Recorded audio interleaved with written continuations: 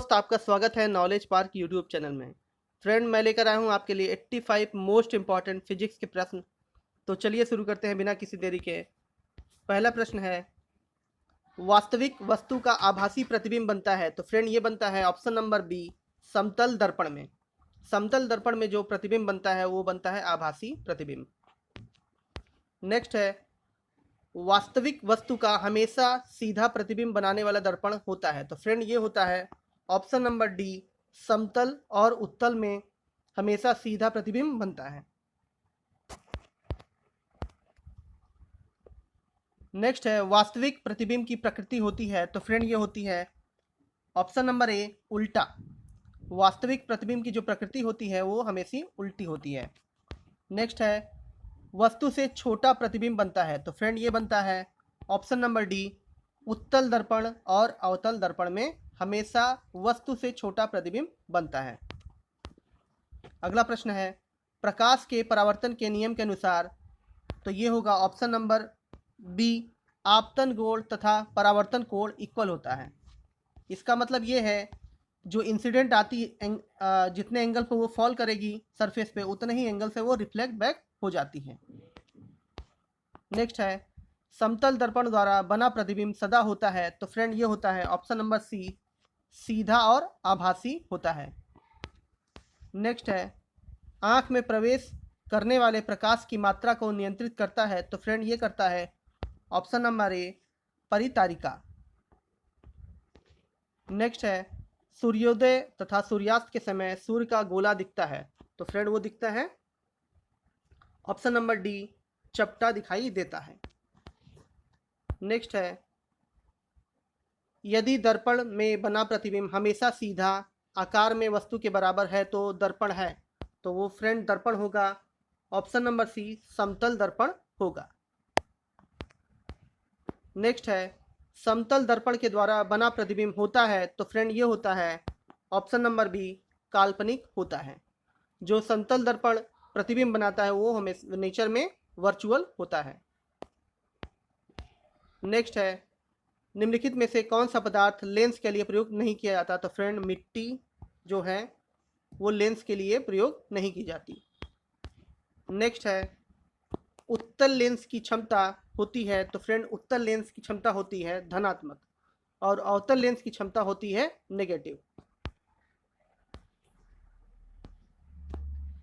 Lens की क्षमता का एसआई मात्रक है। तो फ्रेंड, क्षमता का जो एसआई मात्रक है वो है डायोप्टर। पानी से भरी बाल्टी की गहराई कम दिखती है, ऐसा क्यों होता है। तो फ्रेंड, ये होता है ऑप्शन नंबर बी, अपवर्तन के कारण ऐसा दिखाई देता है। नेक्स्ट है, पानी में डाली हुई छड़ टेढ़ी दिखाई देती है, ये भी अपवर्तन का कारण है। रिफ्रैक्शन की वजह से जो रॉड पानी के अंदर होती है हमें टेढ़ी दिखाई देती है। नेक्स्ट है, दर्पण की चौड़ाई को दर्पण का कहा जाता है। तो फ्रेंड, ये कहा जाता है द्वारक। ऑप्शन नंबर सी, द्वारक कहा जाता है। नेक्स्ट है, सोलर कुकर में प्रयोग किया जाता है। तो फ्रेंड, सोलर कुकर में प्रयोग करते हैं हम ऑप्शन नंबर ए, अवतल दर्पण का प्रयोग सोलर कुकर में किया जाता है। नेक्स्ट है, रोगियों के नाक, कान, गले आदि की जांच के लिए डॉक्टर प्रयोग करते हैं। तो फ्रेंड, वो करते हैं ऑप्शन नंबर सी, अवतल दर्पण का प्रयोग करते हैं। जो ईएनटी स्पेशलिस्ट होते हैं वो किसका प्रयोग करते हैं, अवतल दर्पण का प्रयोग करते हैं। नेक्स्ट है, हीरे का अपवर्तनांक होता है। तो फ्रेंड, हीरा का जो अपवर्तनांक होता है वो होता है 2.42। नेक्स्ट है, मोटर गाड़ी के चालक के सामने लगा रहता है। तो फ्रेंड, ये लगा रहता है ऑप्शन नंबर सी, उत्तल दर्पण लगा होता है।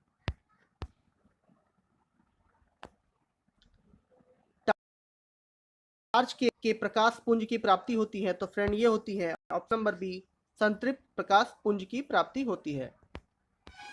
नेक्स्ट है, सामान्य नेत्र की रेटिना पर बनने वाला प्रतिबिंब होता है। तो फ्रेंड, ये होता है ऑप्शन नंबर सी, वास्तविक तथा उल्टा बनता है। नेक्स्ट है, नेत्र लेंस में समायोजन की क्रिया कहलाती है? तो फ्रेंड ये कहलाती है option number D, ciliary muscles के द्वारा जो होता है लेंस की जो समायोजन करने की क्षमता होती है, एडजस्ट होती है सिलरी मसल के द्वारा।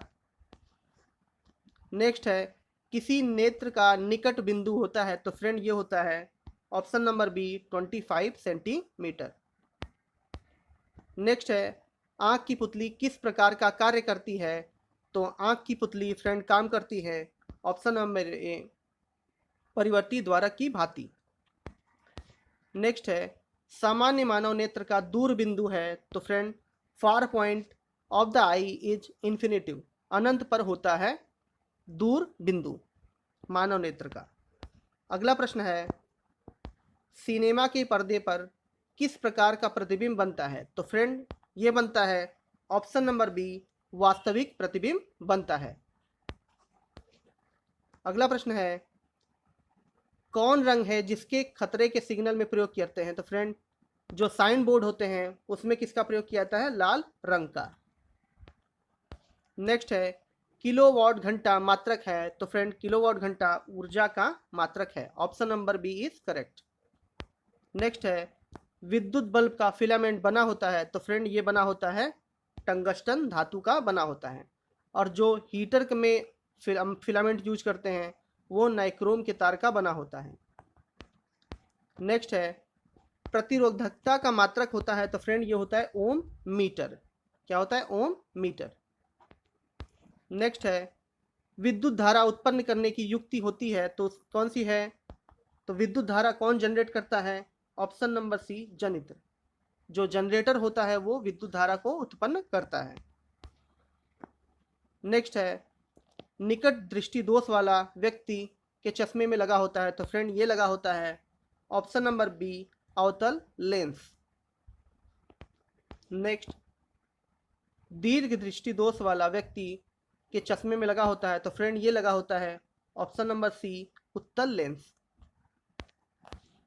नेक्स्ट है, तेज प्रकाश में पुतली का आकार कैसा हो जाता है? तो फ्रेंड ये हो जाता है ऑप्शन नंबर बी, छोटा। पुतली का आकार इसलिए छोटा हो जाता है क्योंकि वो एडजस्ट करता है कि कितनी लाइट हमारे आँख के अंदर आए। नेक्स्ट है, दूर दृष्टि वाले आंखें साफ साफ देख सकती हैं? तो फ्रेंड जो दूर दृष्टि वाली जिसकी आंखों में होता है वो दूर की वस्तुएं क्लियर से देख सकती हैं, बट नज़दीक की वस्तुएं क्लियर नहीं देख सकती। नेक्स्ट है, मानव नेत्र में जो बिंदु प्रकाश के लिए बिल्कुल सुग्राही नहीं रहता है उसे बोलते हैं? तो फ्रेंड उसे बोलते हैं अंध बिंदु। क्या बोलते हैं? अंध बिंदु। नेक्स्ट है, मानव नेत्र में होता है? तो फ्रेंड मानव नेत्र में होता है उत्तल लेंस। अगला प्रश्न है, उदय और अस्त होते समय सूर्य दिखाई देता है? तो फ्रेंड वो दिखाई देता है लाल कलर का। नेक्स्ट है, वास्तविक सूर्यास्त और आभासी सूर्यास्त के समय के बीच का जो समय होता है वो कितना अंतर होता है उसके बीच? तो फ्रेंड वो होता है 2 मिनट का, ऑप्शन नंबर ए, 2 मिनट का डिफरेंस होता है। नेक्स्ट है, इंद्रधनुष किस प्रकार का स्पेक्ट्रम है? तो फ्रेंड इंद्रधनुष हमारा प्राकृतिक स्पेक्ट्रम है। अत्यधिक ऊंचाई पर आकाश में वायुयान से सफर करने पर आकाश का रंग कैसा दिखाई देता है? तो फ्रेंड दिखाई देता है वो काले कलर का। नेक्स्ट है, किसी वस्तु का प्रतिबिंब आँख के जिस भाग पर पड़ता है वह है?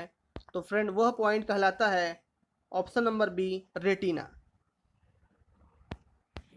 नेक्स्ट है, चुंबकीय क्षेत्र का मात्रक होता है?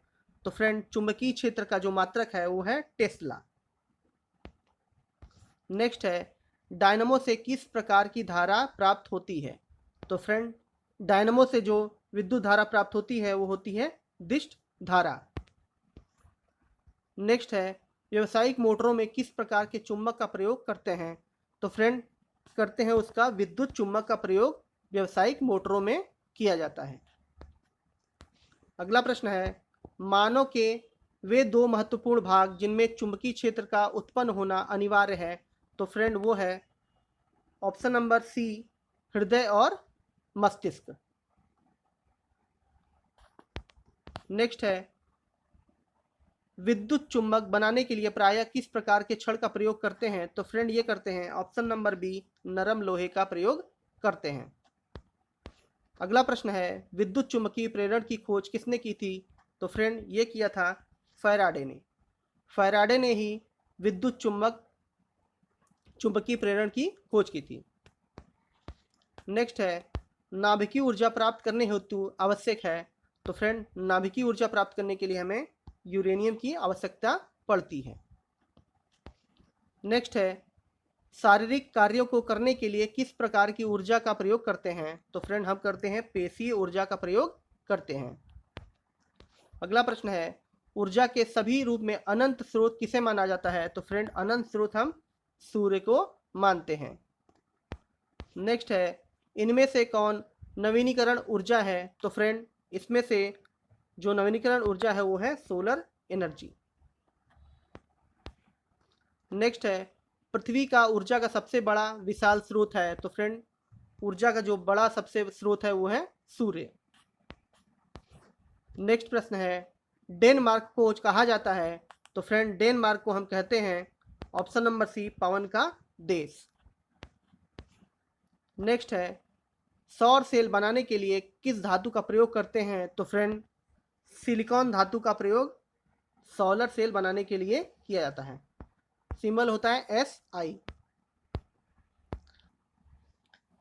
58 है, सौर सेल और सौर ऊर्जा को किस ऊर्जा में परिवर्तित करता है, तो फ्रेंड ये करता है विद्युत ऊर्जा में परिवर्तित करता है।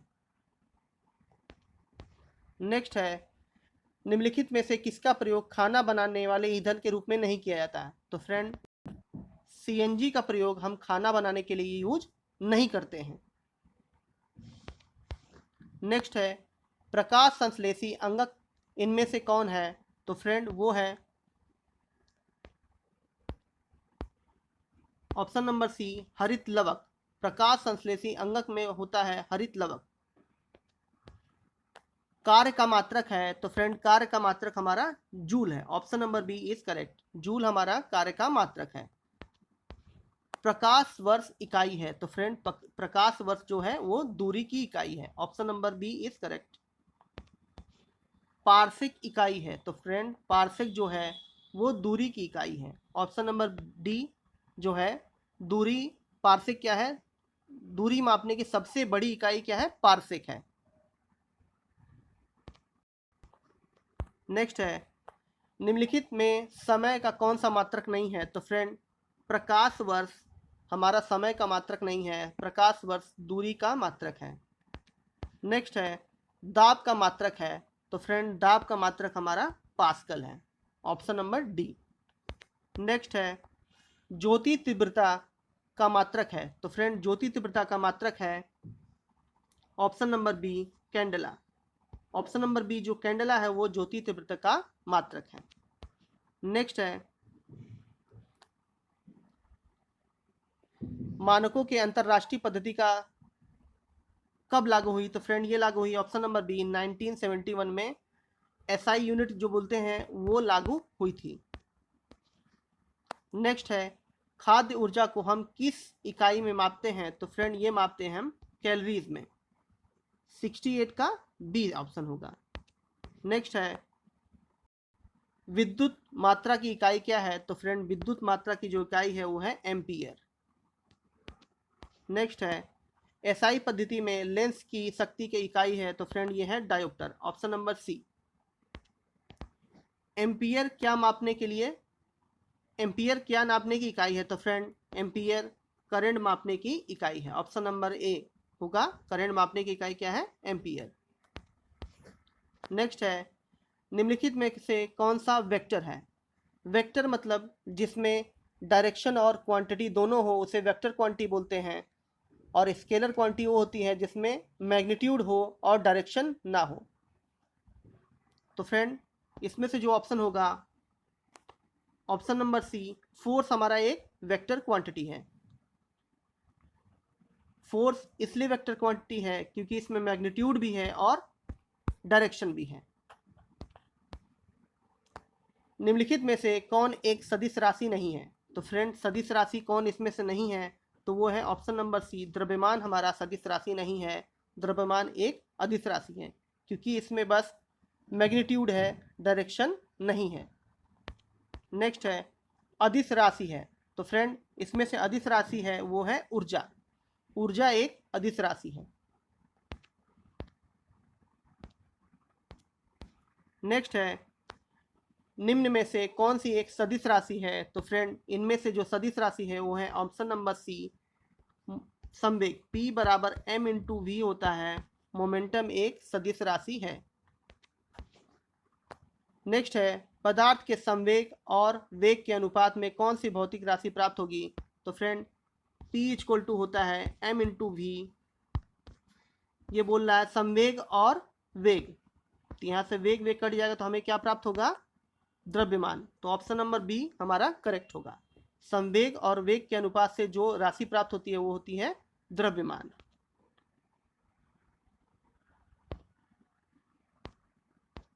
नेक्स्ट है रॉकेट किसके सिद्धांत पर कार्य करता है? तो फ्रेंड रॉकेट जो होता है हमारा संवेग संरक्षण के नियम पर काम करता है। Option number C is correct.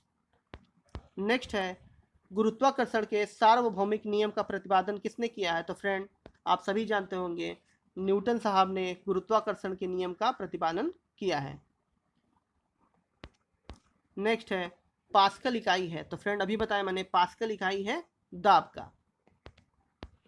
Next है क्यूसेक से क्या मापा जाता है? तो फ्रेंड क्यूसेक से हम मापते हैं जल का बहाव।